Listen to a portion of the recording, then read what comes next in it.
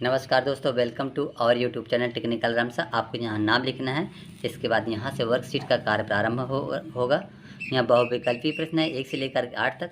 निर्देश दी गई सूचना के आधार पर प्रश्नों के सही उत्तर वाले विकल्प पर गोला यानी गोल घेरा बनाइए और लिखिए। जैसे यहाँ सूचना दी गई है, यात्रा कार्यक्रम की सूचना है। दिनांक ये 5, ये तारीख लिखी हुई है, स्थान दिया है।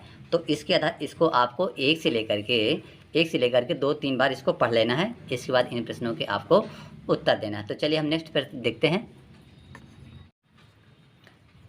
यह वर्कशीट कक्षा 8 विषय हिंदी के। आपको नाम लिखना है, पिता का नाम लिखना है, साल का नाम लिख लेना है और यह पुनः मूल्यांकन जो होने वाला है उसका एक ये है। तो यहाँ से देख सकते हैं। अब बहुविकल्पी प्रश्न है, प्रश्न क्रमांक 1 से लेकर के 8 तक। यहाँ से वर्कशीट का कार्य प्रारंभ करें और यहाँ दी गई है, एक सूचना दी गई है। इसी सूचना के आधार पर इन प्रश्नों के उत्तर आपको दिए जाएंगे। तो इसको आपको 1 से लेकर के 3 बार तक पढ़ लेना है, 1 बार 2 बार, और उन प्रश्नों के आपको उत्तर देना है। तो चलिए देखते हैं नेक्स्ट पेज पर। प्रश्न क्रमांक यहाँ 1 दिया, खिड़की से शरीर का कोई अंग बाहर क्यों नहीं निकालना चाहिए। तो आपको यहाँ पर डी नंबर है, अंगों को चोट लग सकती। तो आपको इस तरह ऐसे यहाँ पर लिखना भी है। प्रश्न क्रमांक 2 दिया है, किस वाक्य में चादर का शुद्ध बहुवचन प्रयोग किया गया है। तो आप यहाँ ए नंबर में है, मोहन बाजार से चादरें खरीद कर लाए। आप इसको कर देंगे। इसके बाद है तीसरा, छात्र किसके साथ यात्रा पर जा रहे थे। अपने माता पिता के साथ, या अपने शिक्षकों के साथ, या अपने रिश्तेदारों के साथ, या अपने प्रधानाध्यापक के साथ। तो इसका बी नंबर सही है और आपको ऐसे लिख भी देना है। यात्रा में ले जाने वाले सामान की कौन सी सूची सही है। सूची तो सभी हैं, लेकिन सबसे बेहतर सूची कौन है। सी, चादर, कपड़े, पानी की बोतल। इसको लिख भी देंगे। इसके बाद यहाँ पर देख सकते हैं प्रश्न क्रमांक, ये निर्देश दिया गया है। पोस्टर देखकर प्रश्नों के उत्तर में सही विकल्प पर गोला लगाना है। इस पोस्टर को आपको ध्यान से देख लेना है और इसके बाद इन प्रश्नों को देखना है। अब जैसा यहाँ पर दिया है प्रश्न क्रमांक 5, प्रकृति से जितना हम लेंगे उसका दुगना हम वापस भी करेंगे। इसको आप पढ़ेंगे तो इसका उत्तर यहाँ पर पूरा यहाँ पर दिया गया है। इसी में से आपको लिख लेना है। तो यहाँ इसका सी नंबर सही है।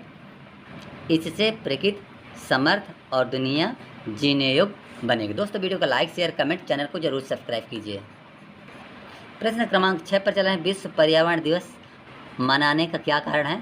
तो बी नंबर है, प्रकृति संरक्षण के प्रति जागरूकता। इसका अगला प्रश्न है 7 नंबर, पोस्टर में दिया गया चित्र किस बात का प्रतीक है। तो बी नंबर, प्रकृति बचाने का। और अगला प्रश्न है 8 नंबर, विश्व पर्यावरण दिवस मनाते हैं। तो डी नंबर, पूरे विश्व में। अगला प्रश्न है, जैसे देख पा रहे हैं यहाँ लघुत्तरीय प्रश्न है जो 9 से लेकर के 13 तक है। निर्देश दिए गए, नीचे दिए गए प्रश्नों के उत्तर लिखिए। और यहाँ प्रश्न क्रमांक 9 दिया है, रहीमन पानी राखिए, बिन पानी सब सून, पानी गए न उबरे, मोती मानसून। इसमें बता रहा है उपर्युक्त पंक्तियों में से पानी शब्द मोती और मनुष्य के लिए किस अर्थ में प्रयोग किया जाता है। तो आपको यहाँ पर देखिए, मोती के लिए यहाँ पानी का अर्थ है मोती की चमक से, मनुष्य के लिए इज्जत से या मान सम्मान से। ऐसे आप करना है। इसके बाद है प्रश्न क्रमांक 10 दिया, उपर्युक्त प्रश्न क्रमांक 9 की पंक्तियों किस छंद की हैं। ये छंद है जो दिया है, तो आपको नाम लिख देना है। तो यहाँ छंद है आपका उक्त पंक्ति दोहा छंद की। दोहा छंद में 13 और 11 में यति देख सकते हैं। यहाँ पर इस तरह करके इनमें यहाँ 13 11 पे होती हैं। 13 इधर है, 11 इस तरफ है, फिर 13 फिर 11 है। और इसको देख सकते हैं, इसमें पहले और तीसरे चरण में 13 13 मात्राएँ एवं दूसरे और चौथे चरण में 11 11 मात्राएँ होती हैं। दोहे में 24 मात्राएँ होती हैं। इसके अंत में लघु वर्ण आना आवश्यक है। दोस्तों प्रश्न क्रमांक 11 है, पत्र कितने प्रकार के होते हैं। संबंधियों को लिखे पत्र किस प्रकार के आते हैं। तो यहाँ देखना है, पत्र 2 प्रकार के होते हैं, औपचारिक पत्र और अनौपचारिक पत्र।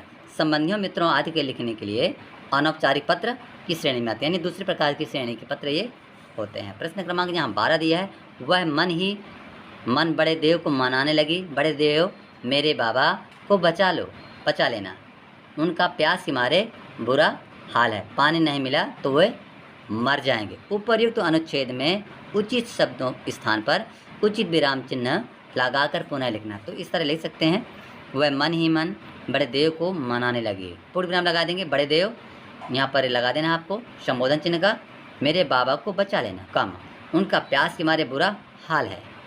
पूर्ण विराम, पानी नहीं मिला तो वे मर जाएंगे। इसके बाद प्रश्न क्रमांक यहाँ 13 आ रहा है, डॉक्टर अब्दुल कलाम को मिसाइल मैन क्यों कहा जाता है। देख सकते हैं ये पूरा दिया गया है, थोड़ा सा वीडियो को रोकना है और पूरा आपको नोट कर लेना है। प्रश्न क्रमांक यहाँ दिया गया है जो 14 से लेकर के 16 तक है।